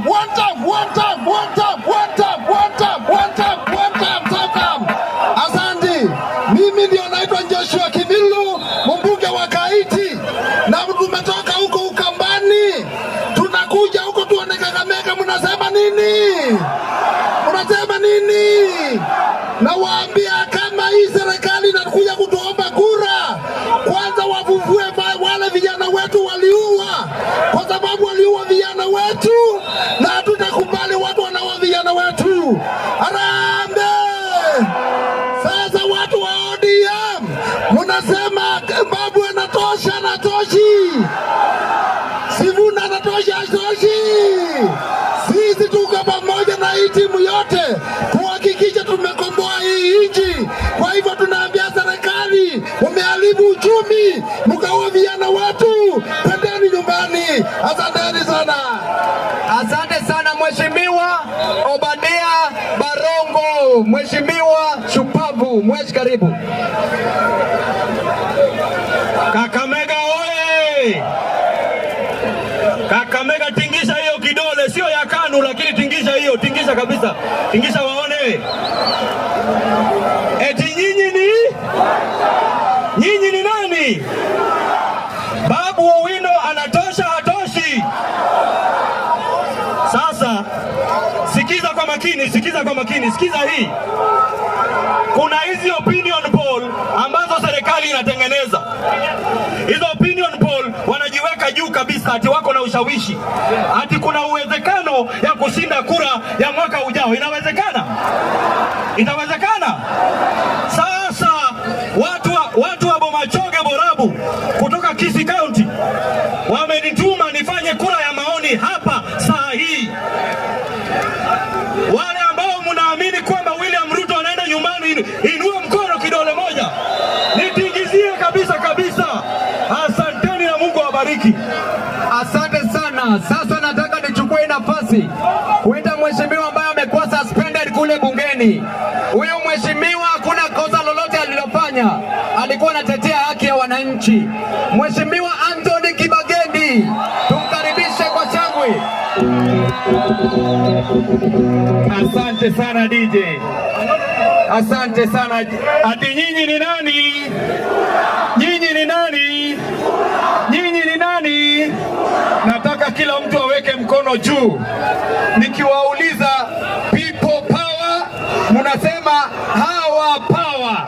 Hawa power, people power. Sawa? People power. Hawa power. People power. Hawa power.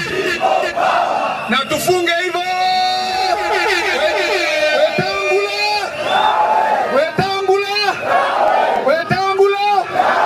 Nyinyi mnaona mtu anapigwa na bibi hati anakuja kunifukuza bunge mimi? Mtu anapigwa na bibi anaweza ongoza wajumbe 400.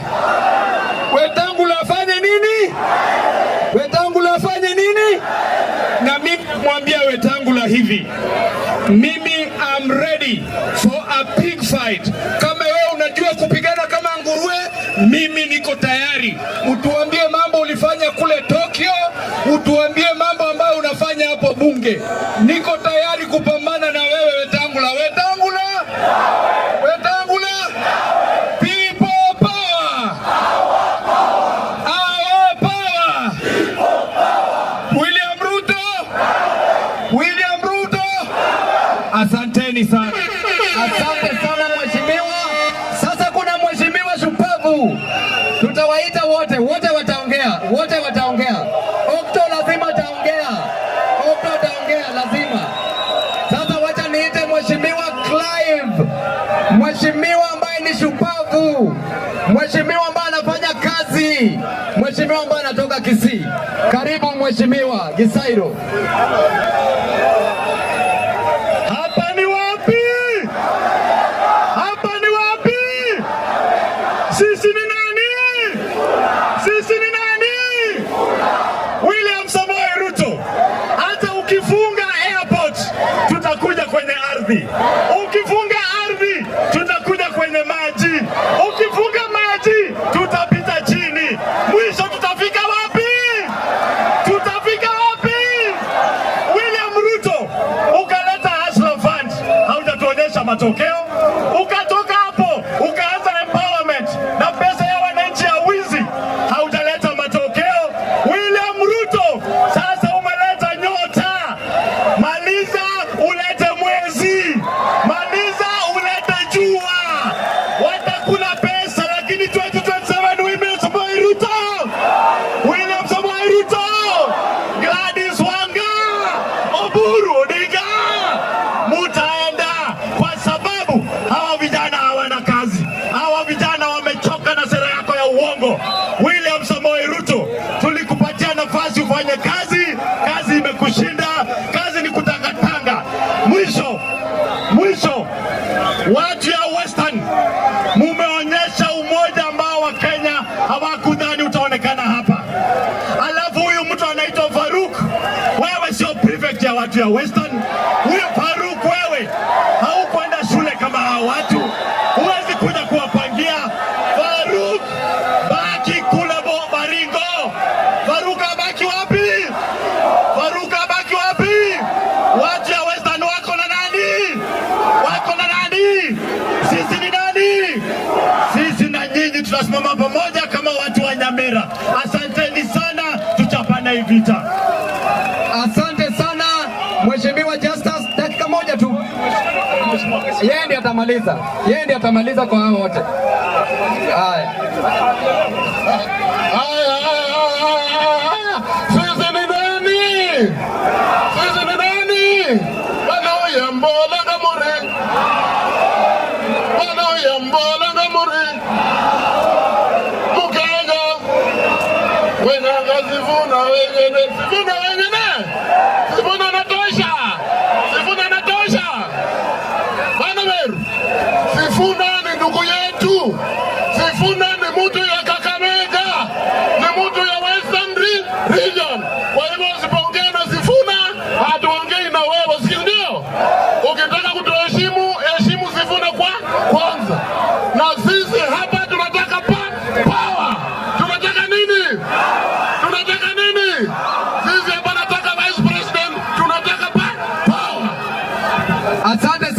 mheshimiwa wa mwisho, tuko na mheshimiwa Karoli Omondi. Huyu ndiye ametushikilia huko Homa Bay Super. Asante. Asante sana Babu Owino, asante sana. Kakamega oye! Mirembe swa! Mirembe te! Mirembe bosi! Nimekuja hapa kama katibu mkuu wa chama cha Azimio. Na nataka niwaulize, katibu mkuu wa chama cha ODM ni nani? Ni nani? Hata wale wachezaji wa kulipia wako Bondo saa hii wamesikia, wanajua silinda. Kitu na waomba mkae gangari. Tunaunda coalition kubwa katika Azimio. Tutakuwa na kura milioni 16. Tutapatia hii serikali round 1 knockout. Round 1 knockout. Mnanielewa? Haya, nione jeshi la baba, nione jeshi la baba. Asanteni sana. Asante sana. Asante sana. Tunaenda mrengo mwingine. Kuna ma MCS wako hapa. Wale vijana wa Mombasa na watambua kwa kukuja. MCS wenye wako hapa na wapatia opportunity kutoka kwa mheshimiwa Ogeto. Kisha muongee. Haya, tunaomba hivi viongozi wote ambao wako hapa, vijana wa Malemba wanasema watasikia sauti zenu zote, si ndio? Hakuna haja ya kusukumana. Tunataka wale MCAs ambao wako sitting sahi wakuwe introduce na mheshimiwa Ogeto, alafu tusikize aspirants wote, na hiyo kipindi itaendeshwa na mheshimiwa Brian Lishenga, si ndio? Na pamoja na ndugu yetu hapa. Asante. Vijana hoye! Sisi ndio? Sisi ndio? Vile sisi ndio Sifuna amesema. Mimi naitwa mheshimiwa Moses Ogeto, kiranja walio wengi katika Nairobi. Tumekuja hapa na Sifuna. Kazi yangu itakuwa rahisi hapa ya kuhakikisha MCS wenye wako hapa ni wa introduce. Hapa tuko na mheshimiwa Yoi MCS.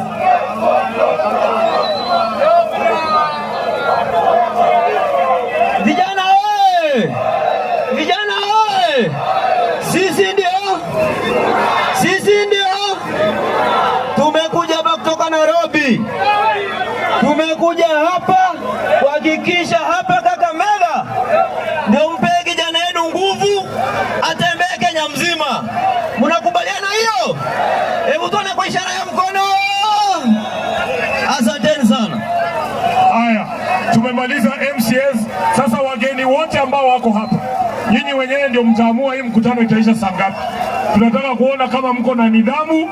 Mheshimiwa Brian Lishenga, tufungulie hicho kipindi. Asanteni sana, Mungu awabariki. DJ, wekea hawa vijana jeshi ya baba.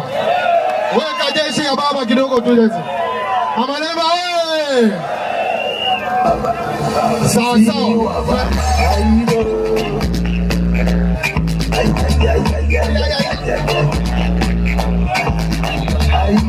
Mimi ni jeshi ya baba. Sini wa baba. Baba. Jeshi la baba. Baba. Sini wa baba. Haya DJ, asante.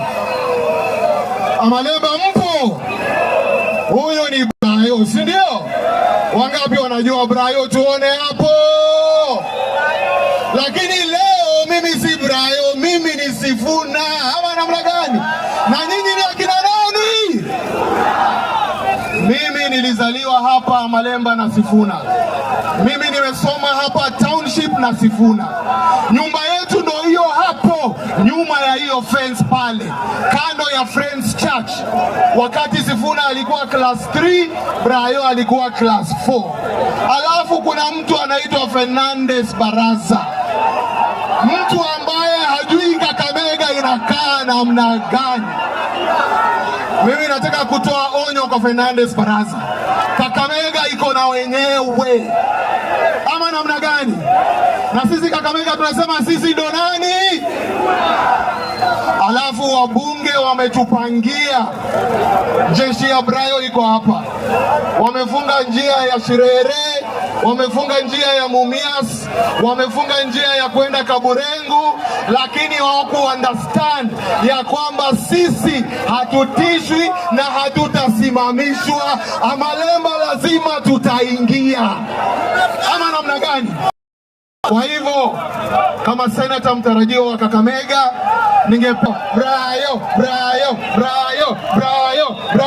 Brayo. Sawa. Vijana oye! Vijana ria!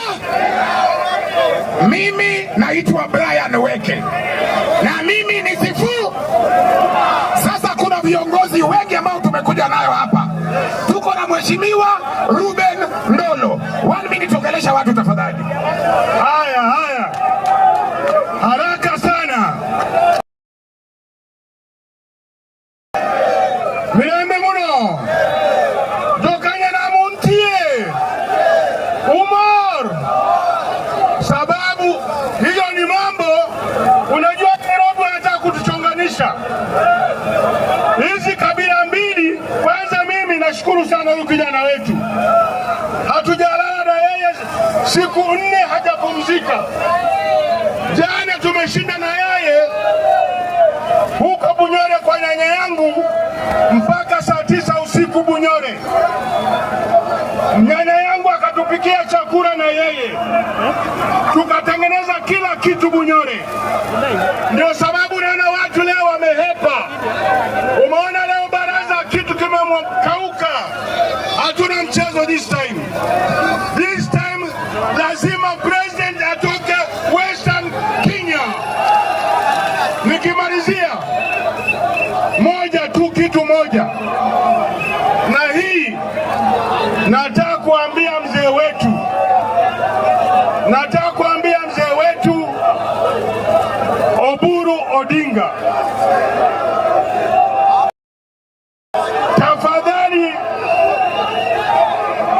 tafadhali sana mzee Oburu, wewe uliona juzi siku ya ile party ulitema keki. Si alitema keki. Sasa anafanya nini na wao watuko na keki alitema? Si alitema keki. Wataberi na yeye shauri yake. Haya. Vijana oye! Wanasema hii timu yetu hatuna mamanzi wa supu. Mnataka kuona? Tuko hapa na Pauline Njoroge, wapi makofi tafadhali?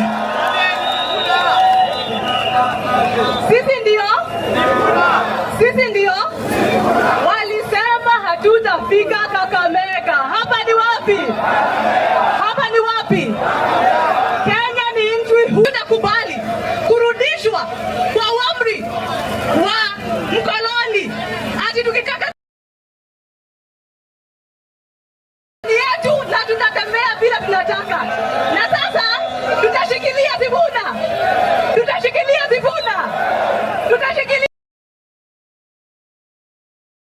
Kale Hamisi na hao wengine wote tutachukua kura. Asanteni sana. Vijana oye! Tuko na masupu hatuna. Ni wangapi wanajua Octopizo namba 8?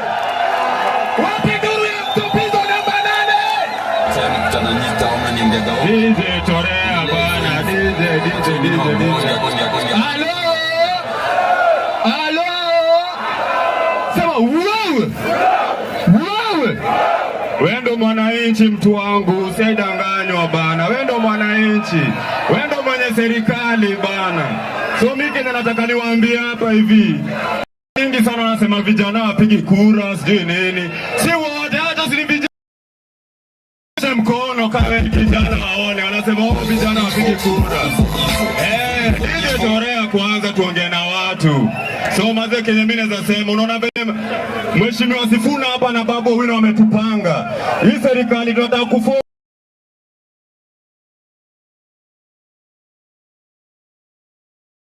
kazi, si ndio? So mimi Kenya naweza wauliza tu mazee, umejiamini wewe ndio serikali.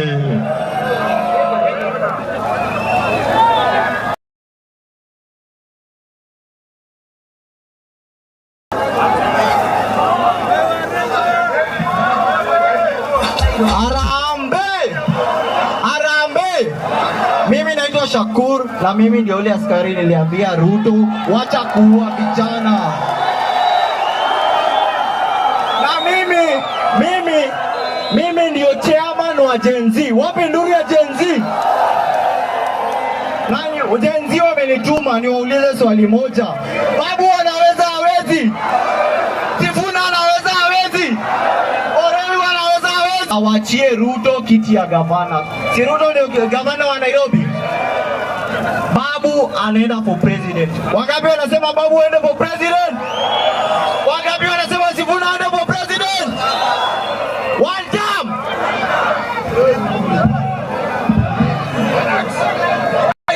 Hapa tuko na TikTok badi anaitwa Ladies Wear. Kakamega hoye!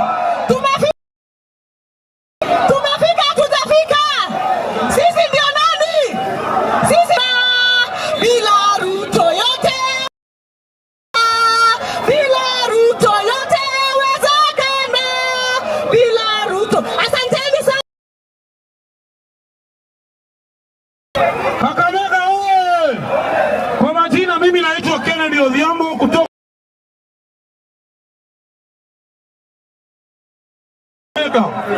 hawa watu wa ile pande nyingine wanasema kama tuna kura, na wale watachukua kura tuhakikisha tumechukua kura, kwa sababu hii pande yetu tuko na vijana shupavu, tuko na Babu Owino, tuko na Sifuna, tuko na Brian Weke, wakina Kibakendi, tuhakikishe tumetuma watu nyumbani. Asanteni. Kakamega oye! Kakamega oye! Kwa majina naitwa Ken Oliech, natoka Nairobi Dagoretti South. Nilisomea hapa Kakamega High School, Kakamega ndio home ground. Nilisema lazima nikuje Kakamega declaration. Tunasema Nairobi team Babu, bila Babu tabu. Asanteni. Haya, Kakamega oye! Vijana oye! Sisi kule Vihiga tunasema one term. Na hapa Kakamega mnasemaje? Kakamega mnasemaje? Mimi ndio mbunge mtarajiwa hapa Sabata constituency. Kule tuliambiwa ya kwamba sisi ni third in command, lakini hakuna maendeleo tumepata, hakuna barabara tumepata. Kwa hivyo tunasema one term. Kakamega sema one term. Kakamega oye! Mimi ni one term, mimi ni Team Sifuna, lakini mimi naomba Mwenyezi Mungu wale viongozi wote wenye wanatusumbua Mungu awaue, tufanye election mpya.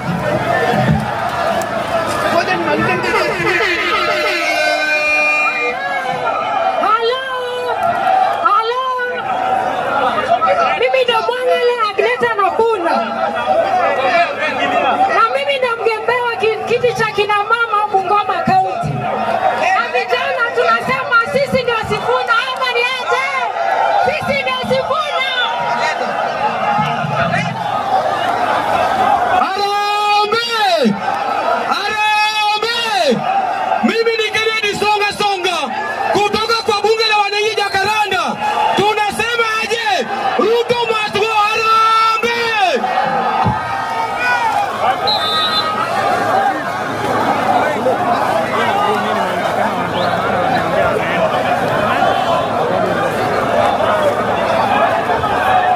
Halo! Kakamega oye! Kakamega oye! Mimi naitwa Victor Sankara kutoka Kasarani, na watu wa Kasarani wamenituma, wamesema tuseme one term na Babu Owino, kwa sababu kama Kakamega tuko Kakamega. vijana oye! Vijana oye! Nikisema Ruto unasema one term. Ruto mwizi, jambazi. Mimi ni Eriko MCA Highway. Vijana oye! Vijana oye! Sisi tumesema William ni one term. Kama hataki tutamtoa State House by force. Haya. Vijana oye! Vijana wanalalamika kwamba wanataka kusikia viongozi wao Kakamega, si ndio? Tulieni Simameni kidogo tafadhali. Vijana wa Kakamega sio? Haya vijana hoye. Vijana hoye. Vijana Sifuna. Vijana wazazi. Mimi naitwa Otondo kutoka kule Vihiga na mimi ndio kijana wa majenzi kutoka kwa Waluya. Hapa Kakamega tunasema vijana tuko nyuma ya Sifuna, kuli mwana weru, shenyu ni shenyu.